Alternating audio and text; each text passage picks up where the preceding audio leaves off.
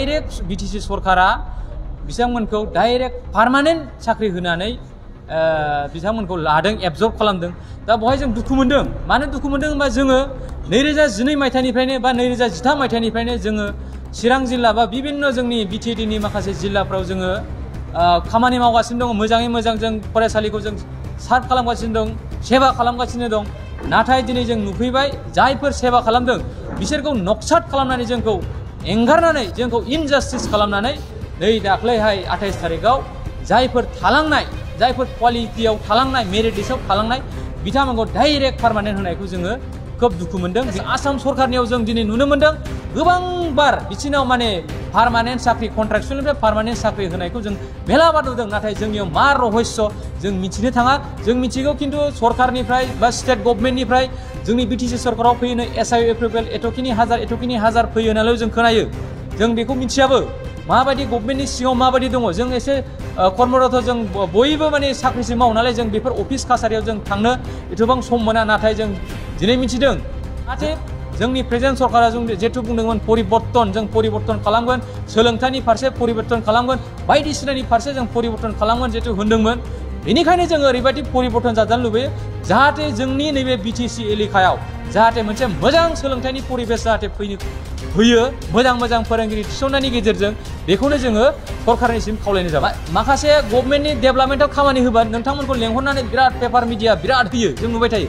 नाथाय नै दाख्लैनि बे जे रिक्रुटमेन्ट प्रसेसनि बे माबा राननाय, माने बे एपइन्टमेन्ट राननाय, बे एपइन्टमेन्ट राननायखौ जों मिडियायाव नुवाखै। हिउमेनिटी बेकग्राउन्डआव क्वालिफाइड जुदि टिचार जाया, एनसिटि नर्म्स जुदि माने गैयागालानो बोरैहाय टिचार हरनो सिगांखो, बेखौसो जोङो सिन्था जादों।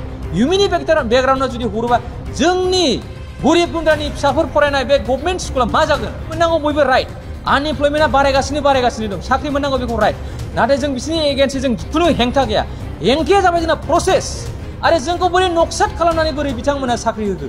बे all BTAD state qualified teacher association हिसाबै जों चिरां जिल्ला कमिटि, डिस्ट्रिक्ट कमिटि हिसाबै जों दिनै मोनसे प्रेस मिट लादों। बे प्रेस मिटनि गेजेरजों जों ओरैबायदि फोरमायनो नागिरदों जे सोलिबाय थानाय बिटिसि सरकारा बावैसो सान सिगां माने गोबांथार माने फोरोंगिरिफोर उइदाउट माने सार्कुलार होआलासे, एडभार्टाइजमेन्ट होआलासे जों निजुक्ति होनायखौ जोङो मोजां मोनाखै बा जों बेखौ गोजोननाय गैया, दुखु फोरमायदों।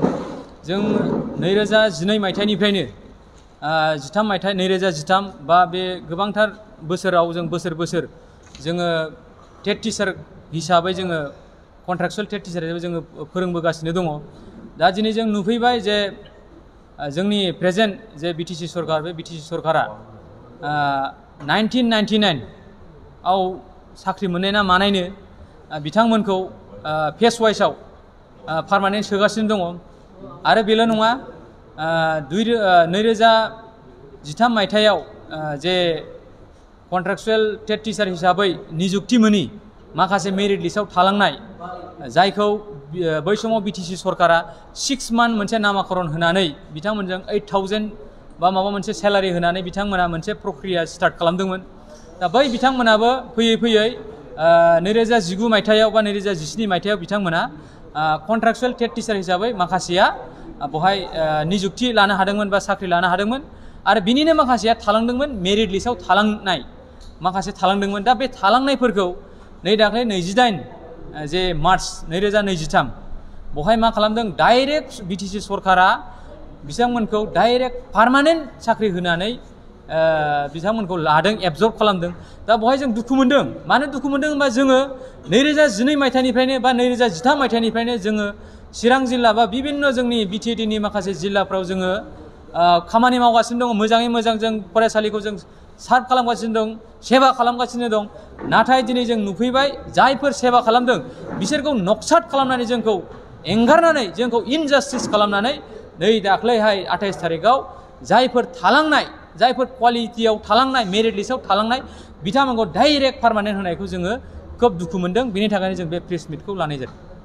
नोंथांमोना दा मा लुबैयो, मा जाजानाय लुबैयो? दा जोङो ओरैबायदि लुबैयो जे जोंनाव अलरेडि मोनसे मेरिट लिस्ट होनाय मोनसे एनसिटि नर्म्स मोनसे जोंनाव दङ, जायनि नर्म्सजोंसो जोङो सासे फरायसालिखौ मोजां फरायसालियाव मोजां फोरोंगिरि थिसननो हायो जों बेखौ मिथिगौ बा सरकारनिबो बे मोनसे गाइडलाइन्स दा दिनै सरकारानो सरकारनि गाइडलाइन्सखौ दिनै मानियाखै दा बेवहाय बे खेथ्रआव जोङो दुखु मोनदों दा फैबाय थानाय समाव जाहाथे बिथांमोना जे नैबे जे प्रक्रिया जादों बे प्रक्रियाखौ स्टप खालामनांगौ थाबैनो बन्द खालामनांगौ आरो बेवहाय मोजाङै निजुक्ति पार्मानेन्ट होनोबा मोजाङै निजुक्ति माने एज पार मेरिट लिस्ट जाहाथे होयो जों मिथिगौ बयबो पार्मानेन्ट टिचार जानो लुबैयो कन्ट्राक्चुएलाव रावबो थानो नागिरा मानो होनबा कन्ट्राक्चुएलाव माखासे लिमिटेसन दं जाय लिमिटेसनखौ जों भुगिनांनानै दङ बेवहाय माने DA नि खोथा दङ बेवहाय जोङो DA खौ जोङो माखासे पार्सेन्टखौनो जों मोना बेनिफ्राय जोङो माखासे जों जेनेबा जोंनि सार्भिसा सिकिउर्ड नङा बिदिनो गोबांथार माखासे सिङाव माखासे बाथ्राफोर दङ जायखौ जोङो बेवहाय बुंजोबनो थाङाखै बिनि थाखायनो जोङो सरकारि साख्रिखौ जोंनो नांगौ बा बयनोबो नांगौ बेखौ रावबो बेखौ नाङा होननानै बुंनो हाया जिहेतु जों मावखाबाय हिसाबै जोंहा एक्सपिरियेन्स दं आरो जों मेरिट लिस्टआव मोनखानाय हिसाबै जोङो जाहाथे फैबाय थानाय समाव सरकारा मोजाङै मोजां जे प्रक्रिया सेलेक्शन प्रक्रिया बेखौ मेरिट लिस्ट एज पार मेरिट लिस्ट जाहाथे बानायो जों मिथिगौ सिगां समफ्रावबो 2012 मायथाइयाव जोंना मोनसे जायफोर बिथांमोना प्रक्रिया जादोंमोन मोनसे प्रसेस जादोंमोन बे प्रसेसआव जों नुदों बेवहाय एज पार मेरिट लिस्ट आरो बेवहाय सिनियरिटि बेसआव एबजर्ब खालामनायखौ जों नुनो मोनबोदों नाथाय बेबायदि प्रक्रियाखौ नैबे दा सरकारा बेखौ खालामाखै जों मिथिगौ चिरां जिल्लायाव दिनैसिमबो मात्र मेरिट लिस्टआव 7 टिचारल' बेवहाय जोंना मोनब्रै मिडियाम दं एसामिस मिडियाम दं बर' मिडियाम दं बेंगलि मिडियाम दं हिन्दी मिडियाम दं दा बे मोनब्रै मिडियामाव दिनैसिमाव जों नुदों एज पार मेरिट लिस्टआव मात्र LP बा ME सेक्सनाव जोङो एज पार मेरिट लिस्ट मात्र जोंना 7 टिचार्सल' दिनै पार्मानेन्ट टिचार होनायखौ जों नुनो मोनदों वायरेस आसाम सरकारनियाव जों दिनै नुनो मोनदों गोबांबार बिसिनाव माने पार्मानेन्ट साख्रि कन्ट्राक्चुएलनिफ्राय पार्मानेन्ट साख्रि होनायखौ जों मेलाबार नुदों नाथाय जोंनियाव मा रहस्य जों मिथिनो थाङा जों मिथिगौ खिन्थु सरकारनिफ्राय बा स्टेट गभर्नमेन्टनिफ्राय जोंनि BTC सरकाराव फैनो SIO एप्रुभेल एथ'खिनि हाजार फैयो होननानै जों खोनायो जों बेखौ मिथियाबो माबायदि गभर्नमेन्टनि सिङाव माबायदि दङ जों एसे कर्मरत जों बयबो माने साख्रिसो मावो नालाय जों बेफोर अफिस कासारियाव जों थांनो एथबां सम मोना नाथाय जों दिनै मिथिदों जोङो माखासे सर्सनिफ्राय जों मिथिदों नोंथांमोननि साख्रिया माथो ओरै जाबायनो जों होननानै मिथिदों जों जोबोद दुखु मोनदों जाहाथे जोंनि प्रेजेन्ट सरकारा जों जेथु बुंदोंमोन परिबर्तन जों परिबर्तन खालामगोन सोलोंथाइनि फारसे परिबर्तन खालामगोन बायदिसिनानि फारसे जों परिबर्तन खालामगोन जेथु होनदोंमोन बेनिखायनो जों ओरैबायदि परिबर्तन जाजानो लुबैयो जाहाथे जोंनि नैबे BTC एलेकायाव जाहाथे मोनसे मोजां सोलोंथाइनि परिबेस जाहाथे होयो मोजां फोरोंगिरि थिसननायनि गेजेरजों बेखौनो जोङो सरकारनिसिम खावलायनाय जाबाय थेंक इउ